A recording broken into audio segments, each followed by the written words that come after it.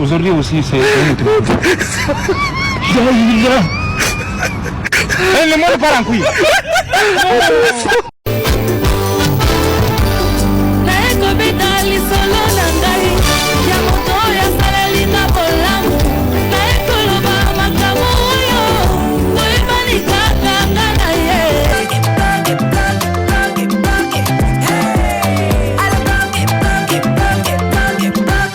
Killing ya Congo. Tapez les mains, tapez les mains, tapez les mains, tapez les mains, tapez les mains, tapez les mains, tapez les mains.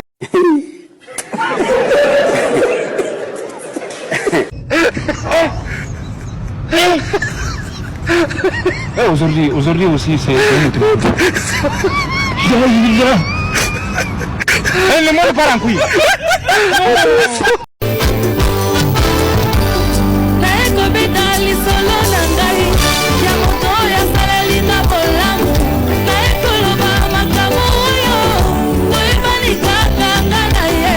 J'ai été formé dans la cour du président Kabila et suffisamment formé.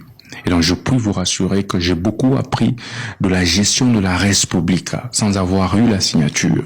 Aujourd'hui, je puis avec certitude vous confirmer que je vais réellement bouleverser les cours politiques des choses parce que je connais tous les acteurs politiques et ceux qui ont été avec le président Kabila et ceux qui sont avec le président Tshisekedi aujourd'hui.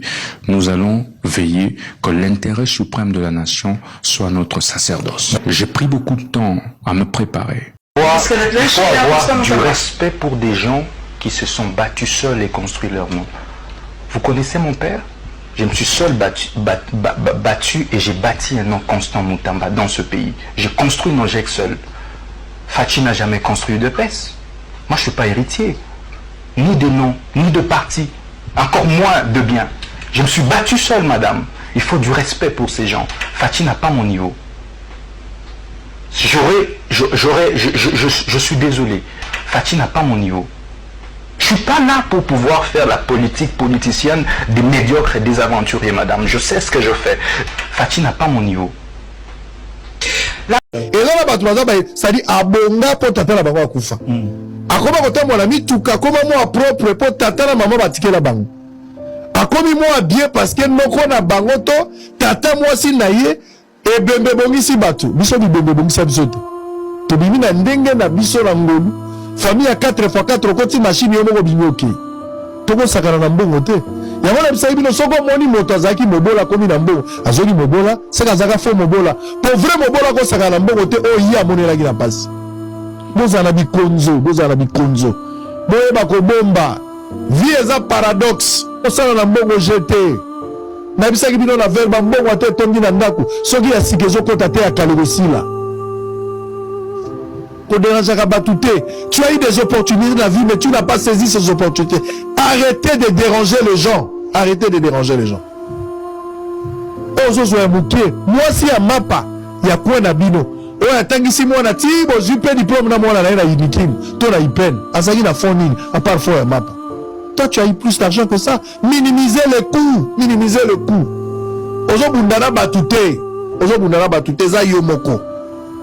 Sala na vie ya mulongosi et ya mbaka mafuta ebele mais bimisaka moke préparaka ba et après et koko malobi eza l'expression de fort ozo conjuguer lelo pour ndoki azala te ndoki ya vie na yo tournez à gauche aïe à gauche là c'est l'eau le président pas là-bas Le monde part en couille. voilà on a ba traitement on a chumbo evi kuto ba sana sana ni vieux kuta na malembi je suis dangereux yemisanga kaka nani azali na sima ya condamnation aux osinga contre constamment tabazana innocent zanani mamalenda vana chuba yo ebuku tabasanga na et puis ça et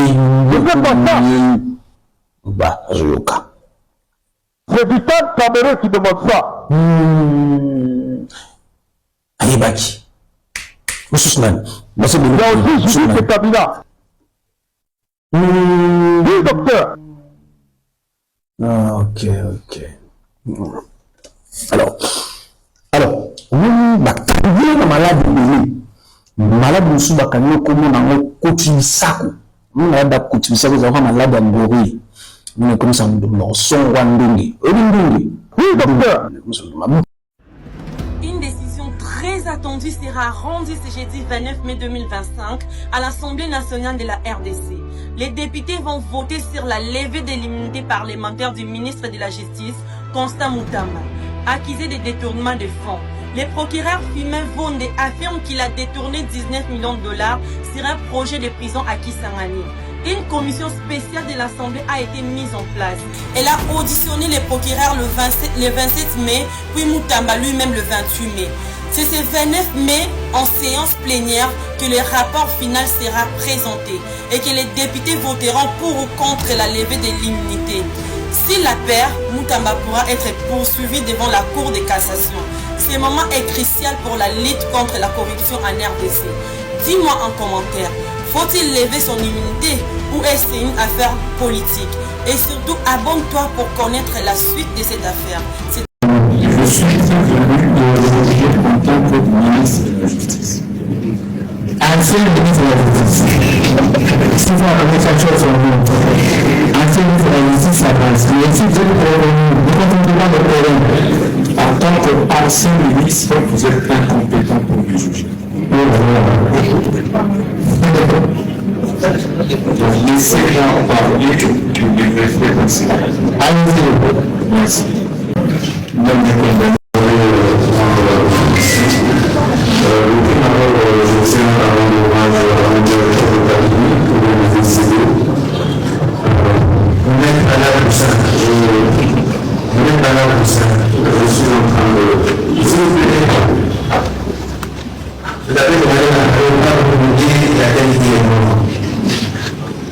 C'est par rapport à la question que vous avez soulevée dans la campagne.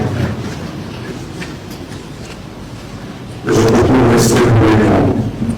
Donc, tous également, si vous n'avez pas appris une conversation à chaque fois, vous pouvez me laisser poursuivre. Et vous avez prévu que ça c'était le procédure. Vous avez la parole, nous sommes pas là pour exposer de l'avenir de la négociation. Monsieur le Président, comme vous avez dit la dernière fois, je suis ici pour faire face à un procès de la vie. Et c'est mon temps. Sinon, je ne sais pas ce que je juger. Je suis désolé. Merci. Congolais, aïe, Adam Moutouté. Le monsieur qui demandait 10 ans de prison de travail forcé pour Constant Mutamba. Il est moutagalisé. Ouais, il est moutagalisé. Si vous avez besoin de cette vidéo, demandez à ce monsieur qui a laissé le commentaire là, il doit vous envoyer. Il est moutagalisé. Vous, ça vient juste de commencer. On va finir avec vous. Et là, nous attendons les gens du département à dessin. C'est quoi le problème, s'il vous plaît? C'est quoi le problème? Vous voyez que vous avez aussi des erreurs. Hein? Nous voulons un peu les dessins de ces messieurs-là. Vous attendez encore quoi? Donc, l'audition est indispensable. La Première ministre.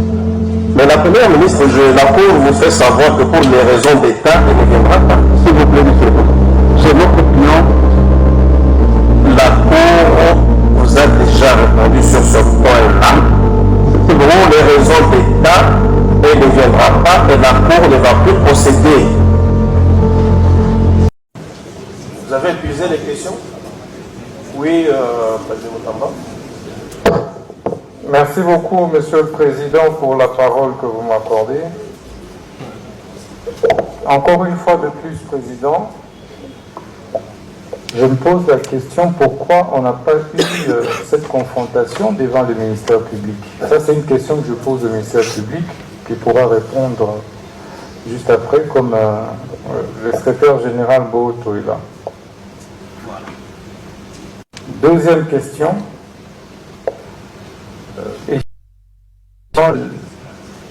Je ne me rappelle pas. C'est très facile de dire l'autorité m'a appelé. Pour autant que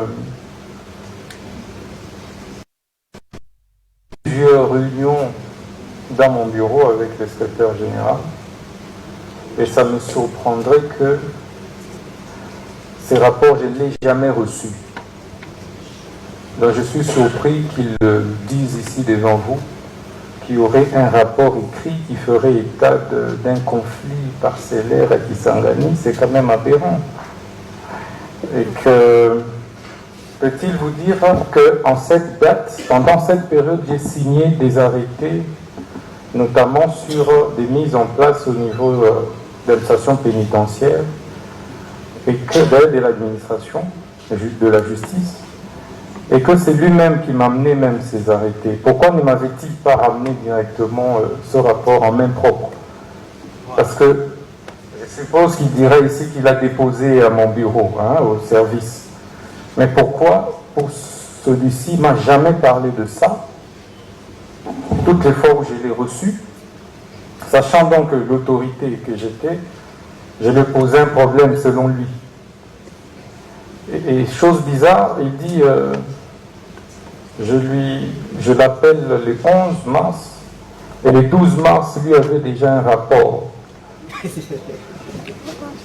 Ça me paraît inquiétant, et que par la suite, pourquoi m'a-t-il pas remis ce rapport, ou ne m'a-t-il pas parlé de ça après? Donc je voudrais que vous puissiez lui poser la question, est-ce qu'il m'a parlé de ça après? Est-ce qu'il m'a fait ce rapport pour m'indiquer que non, sur les terrains de Kisangani, pour lesquels vous avez demandé des renseignements, il y a un conflit devant les tribunaux des grandes instances, pour autant qu'il n'a jamais dit ça. Ça c'est d'une part. D'autre part, qui est le patron de l'administration de la justice? Est-ce le secrétaire général ou le ministre de la Justice? De dire établi, en fait comme en droit, l'infraction de détournement des deniers publics mis à charge du prévenu. Vous allez les condamner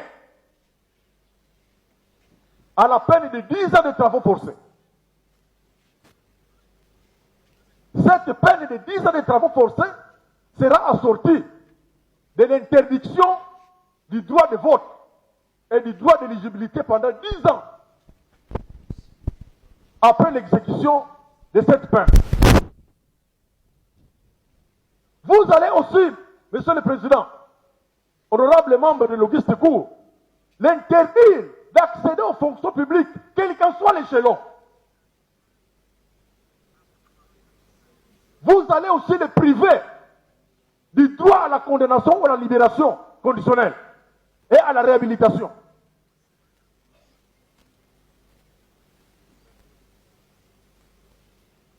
Vous allez aussi, Monsieur le Président, ordonner l'extournement intégral de la somme détournée.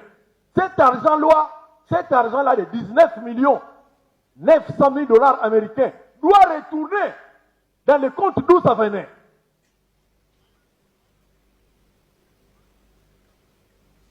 Si vous le faites, Monsieur le Président, honorable membre d'Auguste Cour, je voudrais commencer par Psaume 34, 19,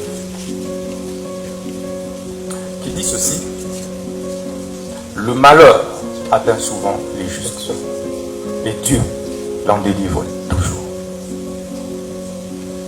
Le Dieu que je sers depuis mon enfance, avec sincérité, celui pour qui j'ai refusé de me compromettre au ministère de la Justice, en servant les pauvres, les orphelins, les veuves, il est juste et vivant. Il ne m'a jamais abandonné, quelles que soient les épreuves. Je crois en lui et je sais qu'il me viendra au secours, même en dernière minute. C'est pourquoi ce premier président devait également dire que l'histoire me rétablira et Dieu de mes ancêtres me rétablira et me justifiera, je veux dire. J'ai dû démissionner de mes fonctions de ministre d'État, ministre de la Justice et Garde-Sceaux après avoir rendu des loyaux services à la République, pris autant de risques pour ce pays. Face à une guerre d'agression qui était pendante, où tout le monde a lâché, j'ai tenu bon et prêt à donner de ma vie pour cette République. Mais aujourd'hui, cette justice que j'ai servie avec tant d'amour m'a tout arraché, mon honneur, ma crédibilité, ma dignité, mon directeur de cabinet. Mais il y a un adage, un dicton russe qui dit que ceux dont le destin est défini pendu ne se voient pas. Monsieur le Président, ce procès de ma vie était la dernière preuve que j'attendais pour confirmer que j'étais dans le bon, dans la lutte pour la justice juste et équitable pour tous. Ça ne me serait pas arrivé, je douterais de moi et de la lutte que j'ai menée depuis l'école, où j'ai créé, alors que je n'avais que 15 ans, l'association de lutte contre la tricherie. Et à l'université protestante au Congo, j'ai créé l'association de lutte contre les antivaleurs, président des étudiants. Je me suis opposé à toutes les antivaleurs, et de manière farouche, qui m'avait valu, pour la première fois, de reprendre en deuxième session, alors que j'avais distingué. Et je payais ce prix avec honneur. Au ministère de la Justice, je subis la même injustice. Alors que je voulais faire mon travail correctement, redresser les choses, pour le bien de tous, le bien du pays et des générations futures. C'est pourquoi ce procès est historique. Historique, Monsieur le Premier Président, parce que il me rappelle autant d'autres procès historiques, notamment celui de Patrice Emery Lumumba, dont je suis la réincarnation. En 1956, pratiquement au même âge, il avait été condamné à 1 an d'emprisonnement pour détournement des deniers publics. Mais quelques années plus tard, il sera notre héros national. Ça me fait également penser au procès de Fidel Castro, un de mes idoles, vers les années 51, où il prononça le discours les plus historiques, l'histoire m'acquittera. Quelques années plus tard, il prit le pouvoir et il reste aujourd'hui les héros de Cuba. Ça me fait également penser au procès de Lula da Silva, et ça c'est le plus récent. Ancien président brésilien, mais jugé, condamné pour corruption. Et ça, c'est en 2017. Au sortir de la prison, il a été président de la République jusqu'aujourd'hui. Ce procès me fait penser au procès d'Étienne Tshisekedi Lumumba et de ses compagnons de lutte vers les années 80, parce qu'il luttait pour le changement. Il a été condamné, mais aujourd'hui, il reste une référence, un modèle, et son fils est président de la République démocratique du Congo. Ce procès, enfin, me fait penser au procès des Mandela. Mandela, vers les années 59, mais exactement 62. En 62, il a été condamné injustement. Il a fait 27 ans en prison. Mais il sort de là, président de la République d'Afrique du Sud. Et Monsieur le Président, vous verrez que c'est pratiquement au même âge, c'était pratiquement à mon âge, que tous ces grands leaders ont connu des procès injustes. Et c'est ça qui construit ma conviction et qui m'a construit ce mental d'acier de faire face à cette épreuve que je ne conseillerais et souhaiterais à personne dans la vie, même pas au ministère public, parce que ça m'a déchiré, parce que ça m'a détruit intérieurement. J'ai été trahi, mais un jour je parlerai. Je suis un homme d'État.